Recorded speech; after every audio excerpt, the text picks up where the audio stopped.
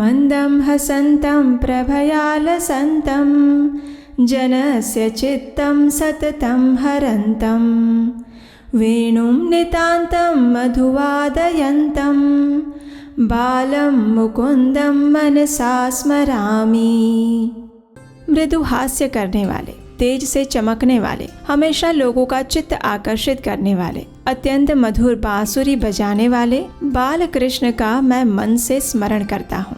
पीला पीताम्बर, मोर मुकुटधारी, कानों में कुंडल, मुख पर बांसुरी सुहानी और साथ में गैया लेकर आ रहे हैं हमारे लड्डू गोपाल। जी हाँ, हमारे परम भगवान श्री कृष्ण का आविर्भाव दिवस आ चुका है। तो चलिए तैयार हो जाइए सबके दुलारे श्री कृष्ण के जन्मदिन का उत्सव मनाने के लिए, जिन्होंने अपनी मधुर लीला से सबका मन मोहित किया है। कभी व्रज की मिट्टी खाकर यशोदा मैया को अपने मुख में पूरे ब्रह्मांड का दर्शन करवाया, तो कभी गोपियों का माखन चुराया, कभी मधुर बांसुरी के सुर से सारी सृष्टि को मोहित किया। भगवान श्री कृष्ण ने इतनी लीलाएं की हैं कि उसे सुनकर आज भी हमारा मन गोकुल की उन गलियों में घूमने लगता है। तो हमारे नटखट बाल गोपाल के जन्मदिन का उत्सव कैसे मनाना चाहिए, यही सोच रहे हैं? तो चलिए आज हम आपको बताते हैं कि इस जन्माष्टमी के महापर्व के अवसर पर परम भगवान श्री कृष्ण का जन्मदिन कैसे मनाएं, जिससे प्रसन्न होकर भगवान श्री कृष्ण हमें उनकी शुद्ध प्रेमा भक्ति प्रदान करें। सबसे पहले हम आपको बता दें कि इस बार जन्माष्टमी आ रही है 26 अगस्त 2024 सोमवार के दिन। इस दिन ब्रह्म मुहूर्त का समय रहेगा प्रातः 4:23 और सूर्योदय होगा 5:59 पर। इस व्रत का पारण करने का समय रहेगा अगले दिन यानी 27 अगस्त को प्रातः 5:57 पर। कई स्थानों पर लोग मध्य रात्रि में भगवान श्री कृष्ण का अभिषेक करने के बाद ही इस व्रत का अन्न युक्त प्रसाद के साथ पारण कर लेते हैं, लेकिन आदर्श स्थिति तो यही है कि इस व्रत का पारण अगले दिन सुबह किया जाए और तभी अन्न प्रसाद लिया जाए। भाद्रपद मास के कृष्ण पक्ष की इस अष्टमी तिथि पर रोहिणी नक्षत्र का सुयोग है। कुछ स्थान पर जन्माष्टमी श्रावण मास में भी आती है और ये वही अत्यंत सौभाग्यशाली दिन है जब परम भगवान श्री कृष्ण आज से 5000 वर्ष पूर्व अपने भक्तों को आनंद प्रदान करने, धर्म की स्थापना करने और असुरों का संहार करने के लिए इस पवित्र भारत भूमि में प्रकट हुए थे, जिनके दर्शन मात्र से प्राणियों के घट घट के संताप, दुख, पाप मिट जाते हैं। जिन्होंने इस सृष्टि को गीता का उपदेश देकर उसका कल्याण किया, जिसने अर्जुन को कर्म का सिद्धांत पढ़ाया, ये उनका जन्मोत्सव है। हमारे वेदों में 4 रात्रियों का विशेष महत्व बताया गया है। दीपावली, जिसे काल रात्रि कहते हैं, शिवरात्रि महारात्रि है, होली जिसे अहोरात्रि कहते हैं और श्री कृष्ण जन्माष्टमी को मोहरात्रि कहते हैं। जिनके जन्म के संयोग मात्र से बंदी गृह के सभी बंधन स्वतः ही खुल गए, सभी पहरेदार घोर निद्रा में चले गए। माँ यमुना जिनके चरण स्पर्श करने को आतुर हो उठी, उस भगवान श्री कृष्ण को संपूर्ण सृष्टि को मोह लेने वाला अवतार माना गया है। इसी कारणवश जन्माष्टमी की रात्रि को मोह रात्रि भी कहा जाता है। इस दिन उपवास करके भगवान श्री कृष्ण का ध्यान, नाम अथवा मंत्र जपते हुए उनकी आराधना करने से संसार की मोह माया से मुक्ति मिल जाती है। पद्म पुराण में स्वयं ब्रह्मा जी नारद मुनि से कहते हैं, करोति यो नरो भक्त्या जयंतीम कृष्ण वल्लभाम न वेदेन पुराणेन मया दृष्टम महामुने तत्समं नाधिकं वापि कृष्ण राधाष्टमी व्रतम। अर्थात जो मनुष्य भक्ति पूर्वक भगवान की प्रिया जन्माष्टमी जयंती का व्रत करता है, उस व्रत के समान राधा और श्री कृष्ण का प्रिय न तो वेदों में कोई बताया गया है और न ही पुराणों में। तो चलिए आज हम आपको बताते हैं कि इस अत्यंत प्रिय जन्माष्टमी व्रत का पालन करने की संपूर्ण व्रत विधि क्या है। तो देखिए, इस व्रत का पालन हमें 3 प्रकार से करना चाहिए, शरीर से, मन से और धन से। शरीर द्वारा इस दिन हमें तपस्या करनी चाहिए। ये तपस्या आप अपने घर पर रहकर भी कर सकते हैं। कैसे? तो सबसे पहले जन्माष्टमी के दिन प्रातः ब्रह्म मुहूर्त से पहले उठ जाइए, यानी 4 बजे। उठ के स्नान इत्यादि कार्यों से अपने शरीर को शुद्ध कर लीजिए। उसके बाद अपने घर में पूजा के स्थान को स्वच्छ करिए और अपने गुरु का स्मरण करते हुए भगवान को जगाने के लिए मंगला आरती करिए। अगर आप घर पर नहीं कर सकते या फिर आपके नजदीक में कोई मंदिर है जहाँ जन्माष्टमी के दिन प्रातः काल में भगवान की मंगला आरती हो रही है, तो आप वहाँ भी जा सकते हैं और उसका दर्शन कर सकते हैं। लेकिन जन्माष्टमी के दिन सबसे पहले भगवान के सुंदर स्वरूप का दर्शन अवश्य करना चाहिए। मंगला आरती के बाद यदि आपके घर में भगवान के विग्रह हैं, तो उन्हें स्नान करवाइए, स्वच्छ वस्त्र पहनाइए और उन्हें भोग अर्पित कीजिए। उसके बाद तुलसी देवी की पूजा करिए, उन्हें जल अर्पण करिए और उनकी प्रदक्षिणा करिए।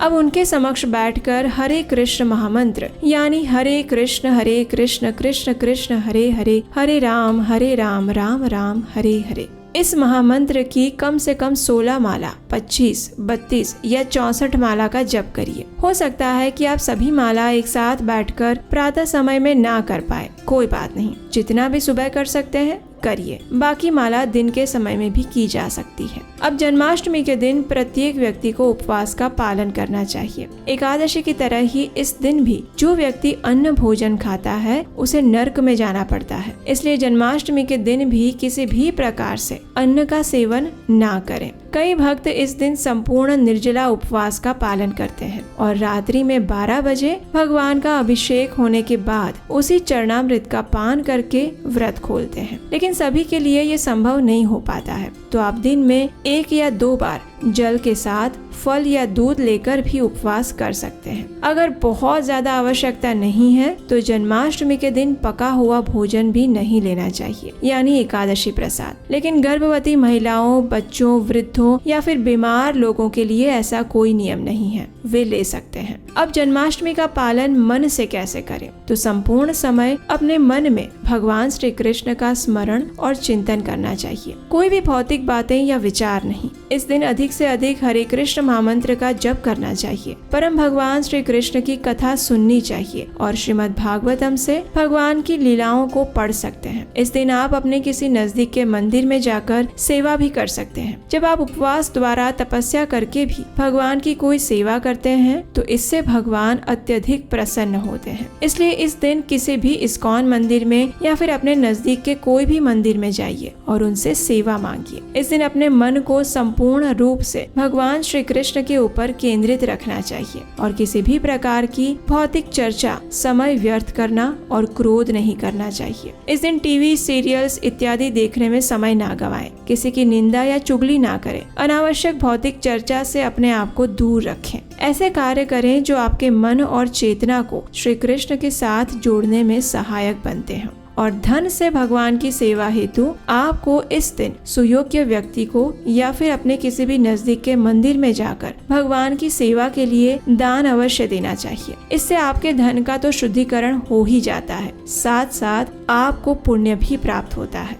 तो चलिए अब देखते हैं कि रात्रि में 12 बजे भगवान का अभिषेक कैसे करना चाहिए। यदि आप अपने घर पर जन्माष्टमी मना रहे हैं तो इस प्रकार अभिषेक कर सकते हैं। भगवान का अभिषेक करने के लिए आपको 1 पात्र जल, 1 पात्र दूध, 1 पात्र दही और 1 पात्र मधु की आवश्यकता होगी। इसके साथ साथ आप 1 पात्र पानी में गुड़ या चीनी मिलाकर जल तैयार कीजिए। इसके साथ 1 पात्र में हल्का सा गर्म पानी ले और एक छोटे बर्तन में हल्दी और अलग बर्तन में घी भी रख लें। इन सभी पात्रों में 1-1 तुलसी का पत्ता भी रखें। अभिषेक का आरंभ करते हुए सबसे पहले शुद्धोदक स्नान यानी जल से स्नान करवाइए। उसके पश्चात पंचामृत स्नान यानी दूध, दही, घी, मधु और गुड़ मिश्रित जल से स्नान करवाइए। उसके पश्चात फलों के रस से स्नान, तत्पश्चात उष्णोदक स्नान यानी गुनगुने जल से स्नान करवाइए। उष्णोदक स्नान के बाद चूर्ण स्नान, जिसमें हल्दी पाउडर जल में मिश्रित करें अथवा भगवान के विग्रह पर हल्दी का लेप लगाएं। उसके पश्चात फिर से शुद्धोदक स्नान यानी शुद्ध जल से स्नान करवाइए और अंत में अधिक से अधिक सुगंधित पुष्प से अभिषेक करिए। अभिषेक संपूर्ण होने के बाद भगवान को स्वच्छ करके नए वस्त्र पहनाइए, आभूषणों से उन्हें अलंकृत कीजिए और उनकी आरती करके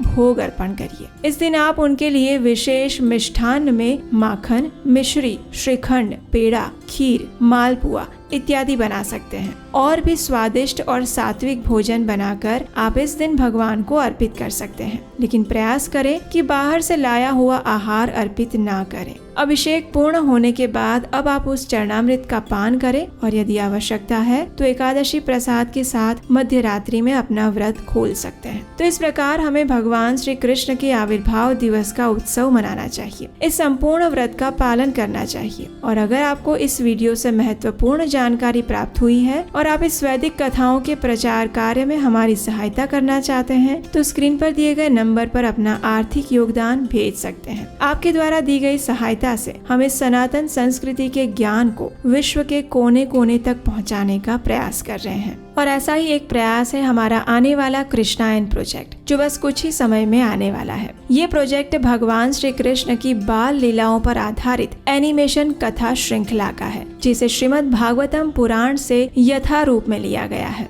और जिसे आप और आपके बच्चे बहुत ज्यादा पसंद करने वाले हैं। इस प्रोजेक्ट को बनाने के लिए आप में से कई मित्रों द्वारा हमें सहायता भेजी गई थी, उन सब का हम बहुत ज्यादा आभार प्रकट करते हैं। अगर आप भी इस प्रोजेक्ट को पूर्ण करने में हमारी सहायता करना चाहते हैं तो आप भी अपना आर्थिक योगदान भेज सकते हैं। तो आइए भगवान श्री कृष्ण के जन्म के इस पावन पर्व जन्माष्टमी का वास्तविक अर्थ समझकर उन्हें अपने जीवन में आमंत्रित करते हैं और उनका जन्मोत्सव मनाते हुए इस पावन दिन उनसे उनकी शुद्ध प्रेमामय भक्ति की याचना करते हैं।